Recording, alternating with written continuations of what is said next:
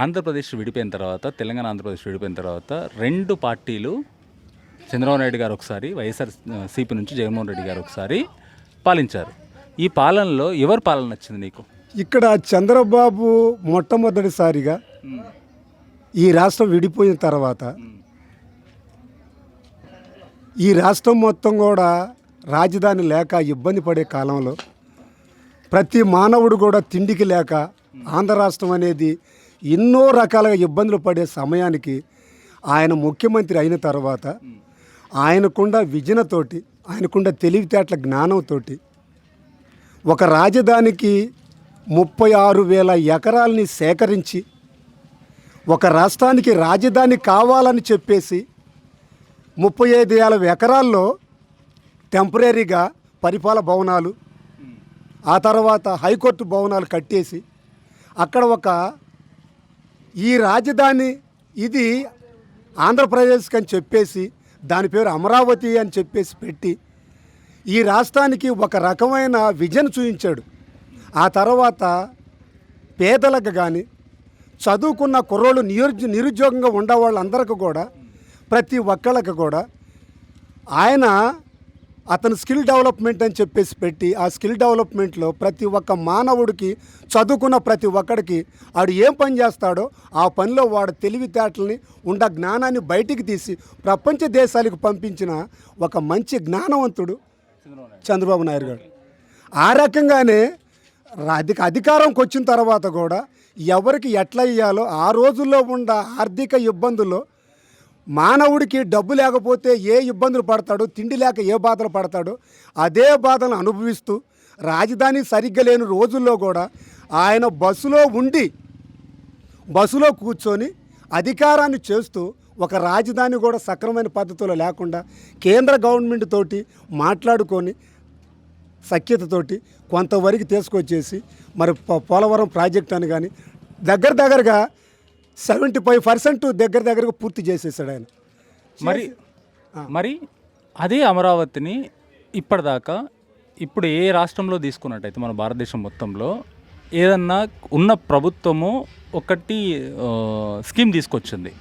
అదే స్కీమ్ను కానీ అదే డెవలప్మెంట్ని కానీ మిగతా ప్రభుత్వం చేంజ్ అయినా కూడా దాన్ని సంపూర్ణంగా చేసి దాన్ని చేస్తారు.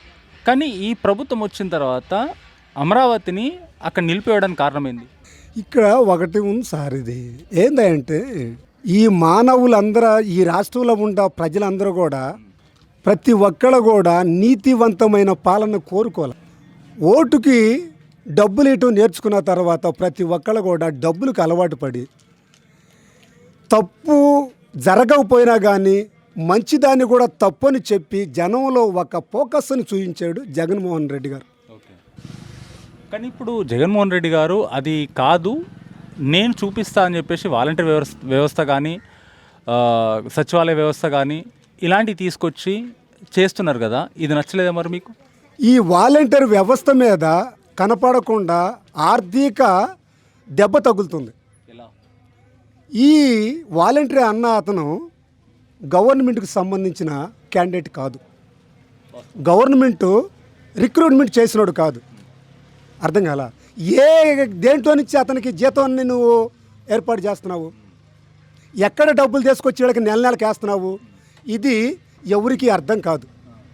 రెండోది, అది కాకుండా ప్రజల వద్దకే ఈ డబ్బు అంటే ఈ బియ్యం కూడా ఒక వెహికల్ కొని అక్కడ పెట్టి పంపిస్తున్నాం.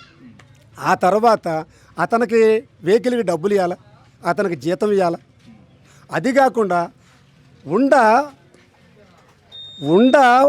ఈ పంచాయతీ ఆఫీసులు మొత్తం కూడా మూత వేసి కొత్తగా సచివాలయాన్ని పెట్టేసి మళ్ళీ అక్కడ సిబ్బందిని ఏర్పాటు చేసాం.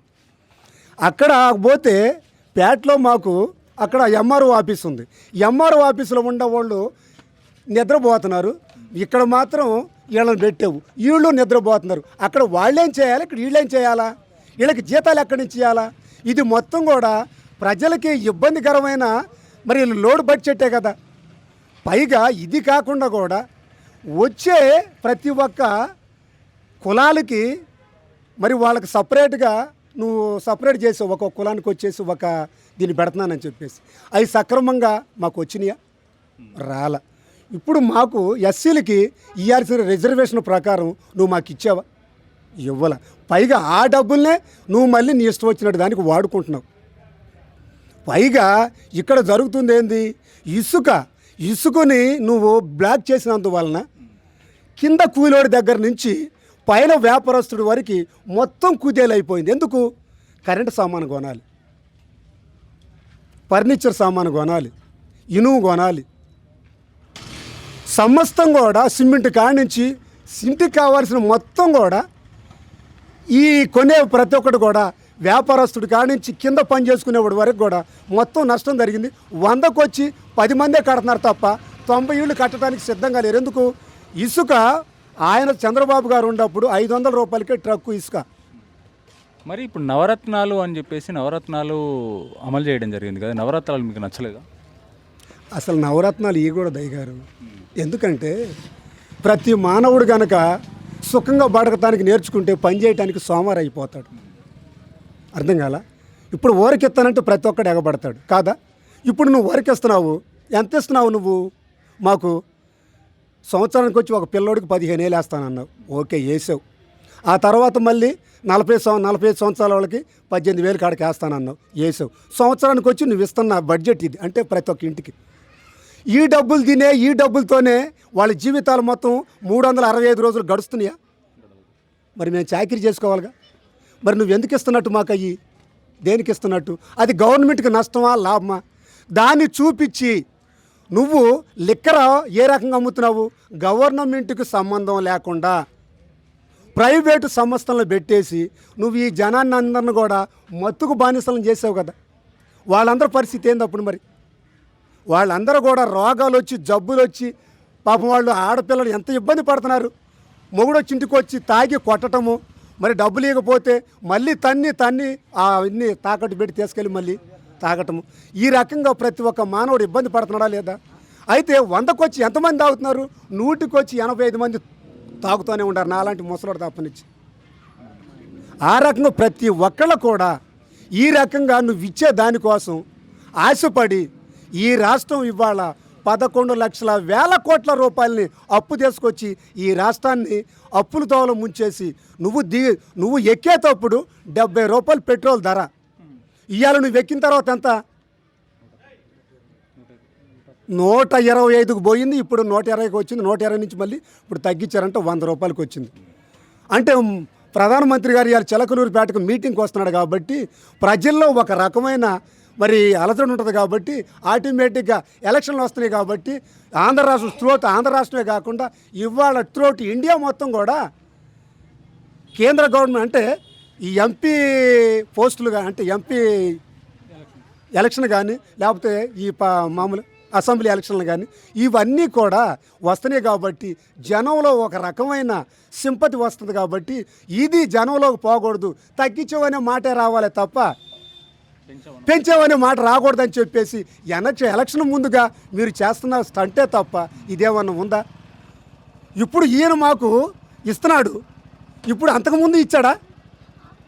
ఇవన్నీ కూడా లాయర్లకు డబ్బు అంటాడు, లేకపోతే ఈ చర్చి పాస్టర్లకు డబ్బు అంటాడు, ఆటో వాళ్ళకు డబ్బు అంటాడు. నిన్ను అడిగారా? వాళ్ళు అడిగారా? నువ్వు ఇవన్నీ పెట్టి రాష్ట్రాన్ని ఇంత అప్పుల పాలు చేయటం న్యాయమా? అసలు నీ బడ్జెట్ ఎంత? సంవత్సరానికి వచ్చి నువ్వు బడ్జెట్ ఎంత పెడుతున్నావు? అప్పులు కాదు, నువ్వు బడ్జెట్ ఎంత కేటాయిస్తున్నావు మాకు ఆంధ్ర రాష్ట్రానికి? ఆంధ్ర రాష్ట్రంలో ఒక సంవత్సరానికి వచ్చి ఎంత బడ్జెట్? ఆ బడ్జెట్ ఏ శాఖకి ఎంత ఖర్చు పెడుతున్నావు ఎంత అని చెప్పేసి ఒక లెక్క తీసి నువ్వు తీసుకొచ్చిన అప్పును కూడా మాకు చూపించి, ఇదిగో 5 సంవత్సరాల్లో ఇంత బడ్జెట్, నేను తీసుకొచ్చిన అప్పు ఇంత, మరి మాకు కేంద్ర గవర్నమెంట్ ఇంత ఇచ్చింది, రాష్ట్రం నుంచి ఇంత వచ్చింది, ఇటు మొత్తం వచ్చింది ఇంత, నేను ఖర్చు పెట్టింది ఎంత, ఈ కుప్ప ఎంత అని చెప్పి మాకు చూపించావా? చూపించలా. కేంద్ర గవర్నమెంట్ ఇచ్చేది మాకు తెలియదు, రాష్ట్ర గవర్నమెంట్ నుంచి నువ్వు ఎంత నీకు వస్తుందో పన్నుల రూపాయన మాకు తెలియదు. నిర్మలా సీతారామన్ గారు మొన్న బడ్జెట్ రిలీజ్ చేసినప్పుడు ఆంధ్రప్రదేశ్ గవర్నమెంట్ బడ్జెట్ ఇంత ఉందని చెప్పి చెప్పింది కదా, గవర్నమెంట్ నుంచి వచ్చిందని. ఆమె చెప్పింది, వీళ్ళు చెప్పలేదుగా. ఆమె అయితే చెప్పింది, ఇది నువ్వు చెప్పాలిగా. నువ్వు ఆమెగా మాకెవరో తెలియదు, ఆమె నువ్వు కదా మాకు. ఇప్పుడు నువ్వు మాకు లెక్క, ఎందుకంటే నిన్ను చూసి మేము ఓట్లు వేసాం, కానీ ఆమెను చూసి మేము ఓట్లు వేయలేదు కదా. కానీ నీ మీద నమ్మకం మాకు చేస్తామని.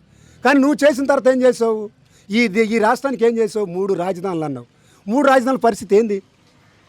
ఎక్కడ 3 రాజధానులు వెయ్యి? ఎక్కడ ఉండి 3 రాజధానులు? అక్కడ చూస్తేనే పోలవరం ప్రాజెక్టు వెనకమాల ఎందరో ఇళ్ళు లేక, వాకిళ్ళు లేక, తినడానికి తిండి లేక కొన్ని వేల కుటుంబాలు నాశనం అయిపోతే నువ్వు అక్కడేమో బ్రహ్మాండంగా పెద్ద పెద్ద భవనాలు కట్టుకుని 500,000 కోట్ల రూపాయలు పెట్టి ఆ డబ్బు పెడితే వాళ్ళకి ఇల్లు కావా? నీకు అక్కడే కావాలా?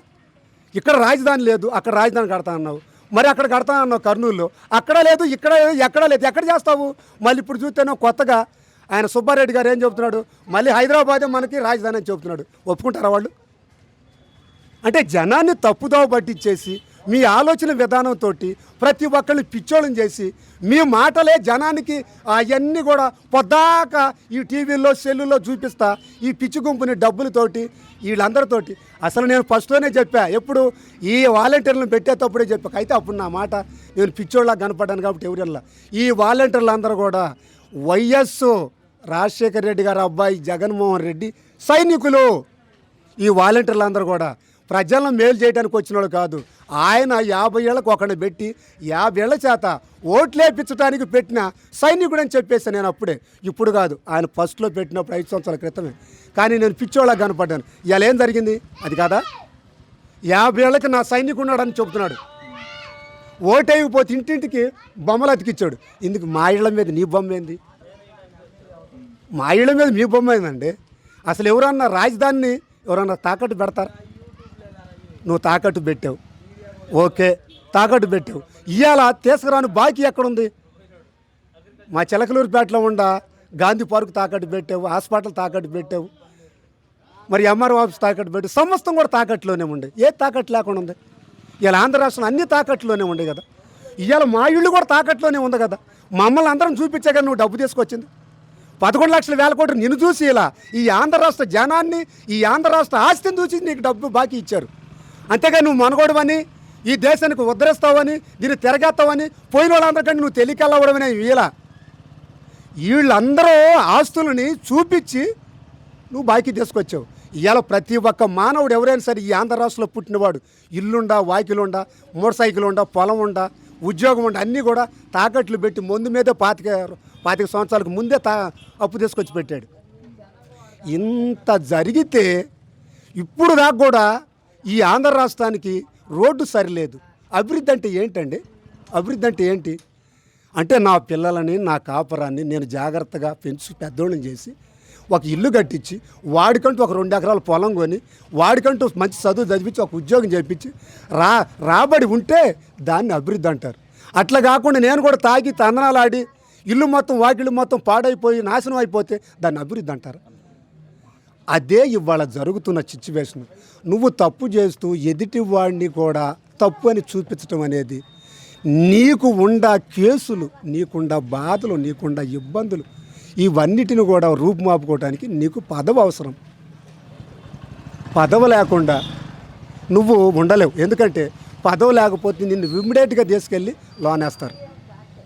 కనుక పదవి కావాలి కాబట్టి నువ్వు ఎంతకైనా సరే, ఏ రకంగా అయినా సరే ఇవాళ జనాన్ని మొత్తాన్ని నువ్వు ఆలోచనలో నీ ఆలోచన మొత్తం కూడా ఇవాళ నీకు సలహాదారులు ఉండేవాళ్ళు కొన్ని లక్షల వేలు, అంటే ఒక సంవత్సరానికి వచ్చి 150 కోట్ల రూపాయలని నీ సలహాదారులకు ఉద్యోగంగా డబ్బులు ఇస్తున్నాను. అది ఎవరిది? మాది కాదు. నువ్వు ఫ్లైట్ వేసుకొని పోతే విదేశాలకు పోతే మా డబ్బు కదా. నువ్వు హెలికాప్టర్ వేసుకొని పోతే మా డబ్బు కదా. మా డబ్బుని నువ్వు ఏ రకంగా ప్రజాధనాన్ని నువ్వు మంచుల ప్రాయంగా ఖర్చు పెట్టట్లేదా? ఒక్కసారి ఈ ప్రజలు మొత్తం కూడా మాట్లాడే వాళ్ళందరినీ తిక్కలోళ్ళు అని చెప్పేసి వాళ్ళ మీద కేసులు పెట్టించి గందరగోళం చేపించి కొట్టించటము ఇది న్యాయం కాదు. ఇది ప్రజాస్వామ్యం అనిపించుకోదు.